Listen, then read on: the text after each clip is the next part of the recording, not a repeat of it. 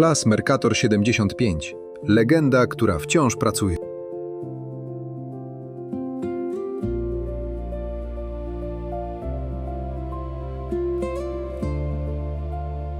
Są maszyny, które mimo upływu wielu lat nadal budzą ogromny szacunek wśród rolników.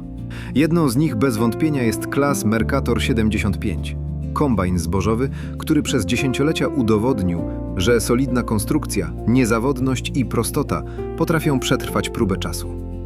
W czasach swojej świetności był marzeniem wielu gospodarstw, a dziś stał się prawdziwą ikoną europejskiego rolnictwa. CLAAS MERCATOR 75 został zaprojektowany z myślą o średnich gospodarstwach i szybko zdobył uznanie dzięki swojej trwałości. Wyposażony w sześciocylindrowy silnik o mocy około 105 koni mechanicznych oraz header o szerokości roboczej dochodzącej do 4,2 metra, zapewniał wysoką wydajność przy jednoczesnym zachowaniu stosunkowo prostej budowy. To właśnie prostota konstrukcji sprawiła, że do dziś wiele egzemplarzy nadal bierze udział w żniwach, często po kilkudziesięciu latach pracy. Przez wiele sezonów Mercator 75 był symbolem udanych zbiorów.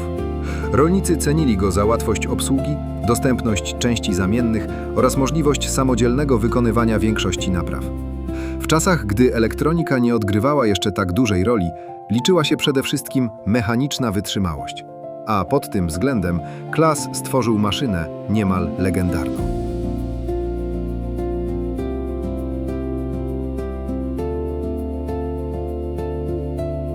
Jeśli film Ci się spodobał, zostaw łapkę w górę. Napisz w komentarzu, czy pamiętasz kombajny CLAAS MERCATOR pracujące w Twojej okolicy.